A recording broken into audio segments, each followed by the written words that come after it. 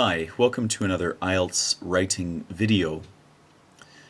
Today we're looking at how to start sentences in your letter. This is for the General Task 1 portion of the written exam. If you find this video helpful, I encourage you to visit my website at IELTSIELTS.com. Typically, a letter is written in 5 parts. There is an initial greeting, followed by a paragraph which states the purpose of the letter, followed by another paragraph which goes over the details of the purpose of the letter. The fourth part is another paragraph which states a request or what the writer would like to see happen as a result of this letter. And the final part is a sign-off where the writer sort of says goodbye. So today I was hoping we could just go over a few ways that we can write the various parts of a letter. So firstly, in a greeting, we can always start with something like "Dear," which is usually used for a letter that is being written on friendly terms. So for example, if we were writing to complain about something, we probably would not choose "Dear." "Dear" would be for maybe our friend, so "Dear Stephen." Or if we're writing to a company but we have something positive to say, we might write "Dear such and such bookstore," "Dear so and so restaurant," on friendly terms. Now, in the event that we need to address a company and if the tone of our letter is perhaps a little bit serious or even a complaint, we would start with something like "To the management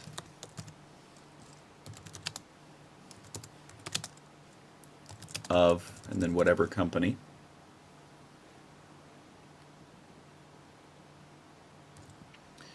And of course you can replace management with whatever entity fits best. So if you were asked to write "To the manager," you could write "To the manager of," and then whatever company, or "To the president of," or "To the owner of," perhaps if you're writing a letter to somebody who owns something.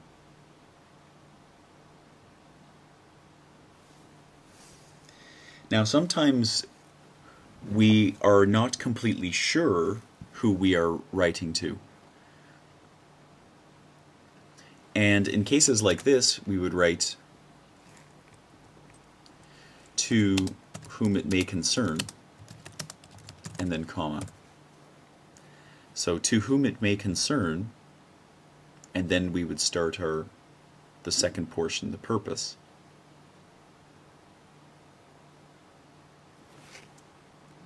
Okay, now when it comes to the purpose portion of our letter, which is a paragraph, we need to state clearly why we are writing to this person.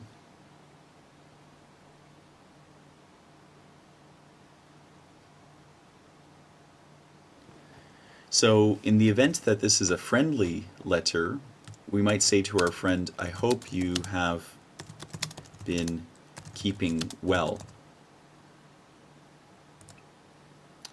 or "I hope this letter finds you in good health.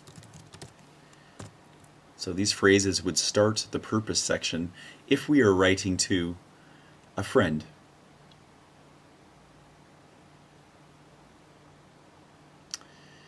Now, if we are writing to a company, we would probably be a bit more direct and would get directly to the purpose itself. And so this would be written as, I am writing to you regarding, and then in here we would include a noun of some kind. So I am writing to you regarding a problem I had, or regarding an urgent matter.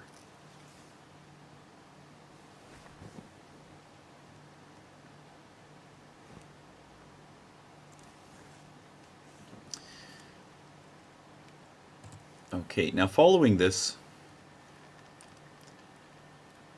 we might include some kind of sentence, such as, allow me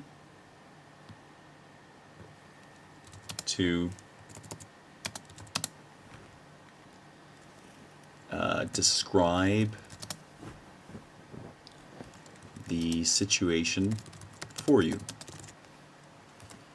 Now the verb describe, you can change that to allow me to perhaps recreate the situation for you.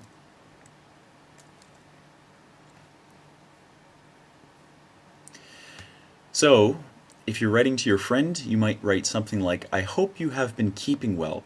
I am writing to you regarding your party next week. And then you would go on to the next section, the detail section. However, if you're writing to a company or you're writing to somebody on a more serious matter, you would probably start with, I am writing to you regarding a problem I had with your product. Allow me to recreate the situation for you. And then you would go on to your detail section.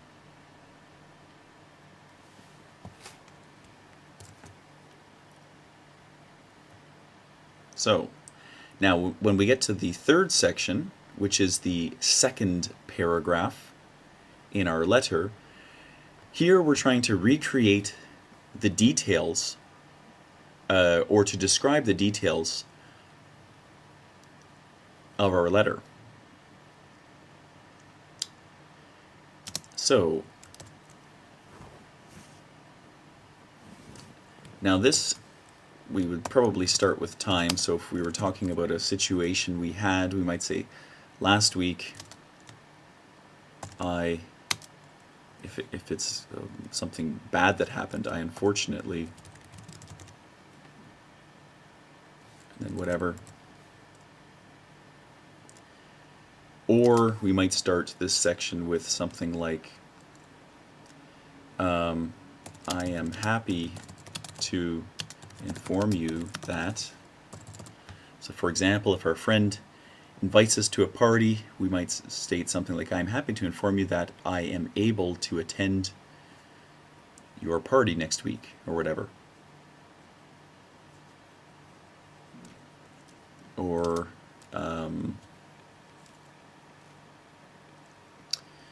I was hoping you could share some insight as to whether I should. Now this is in the case that you're asked to write a letter requesting some advice from somebody.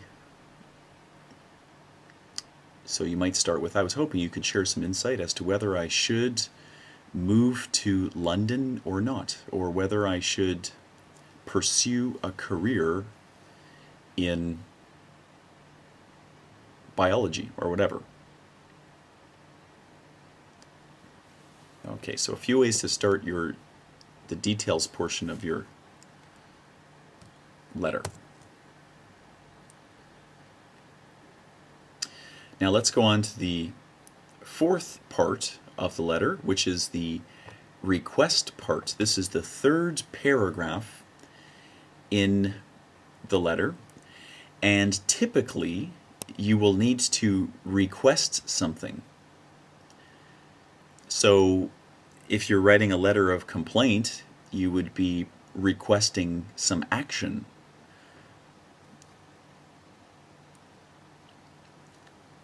If you were writing a letter to a friend, depending on the situation, of course, this might not entirely be a request. This might be, kind of a little bit of preamble before your sign-off. So perhaps if we were writing about a party, we're telling our friend that we can come to the party, we might write, our feeling or our excitement about being able to see them next week or whatever.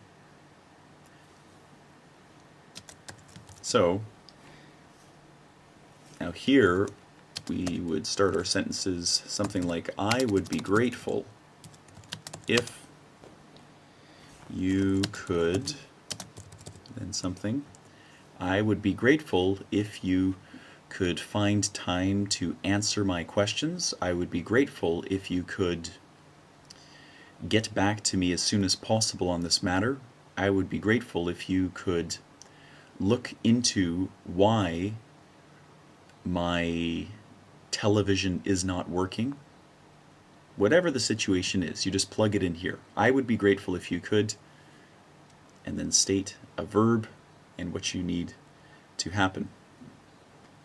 Now, in the event that we are unhappy or even angry, we need to use some stronger language than this. So we would say something like, I expect immediate action to be taken on your side to resolve this issue.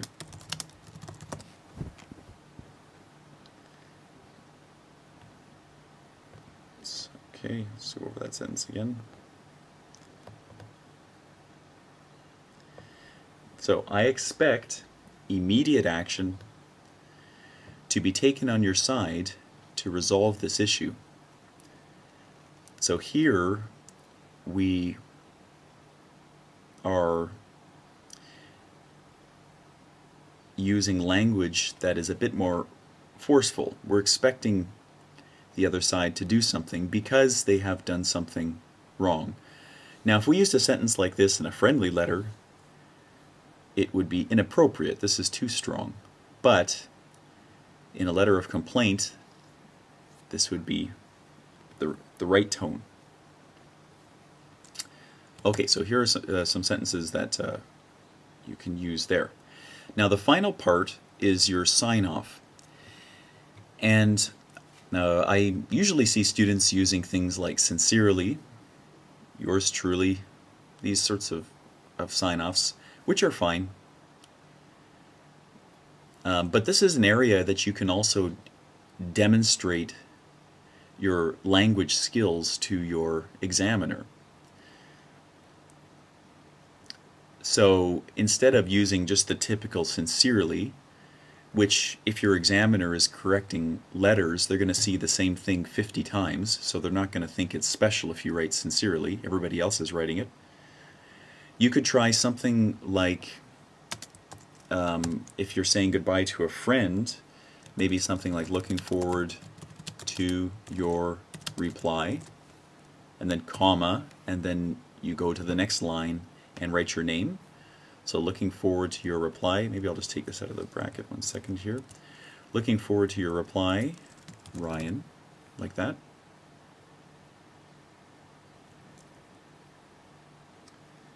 Or, let's try another one. Hoping to hear back from you soon, comma.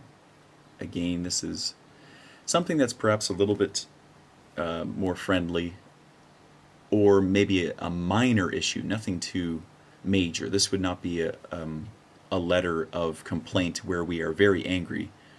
These are a little bit too friendly. Now, in the event that, say, we're writing about something, we feel passionate about it, and we're upset that something has been done that has made us unhappy, and we want them to do something about it, we might sign off with something like expecting prompt action, comma. So, for example, if I had purchased a snowmobile, and 2 days after I purchased my snowmobile, it breaks down, and I take it back to the store, and I'm told, that the warranty is not going to cover the repair of my snowmobile. So I'm upset. I write a letter to the head of the company, and I might conclude with expecting prompt action, which just means I'm hoping that they're going to do something very quickly about it, about my problem. Okay, so I hope that video was helpful. These are a few ways that you can start the sentences in your letter. Thank you for listening.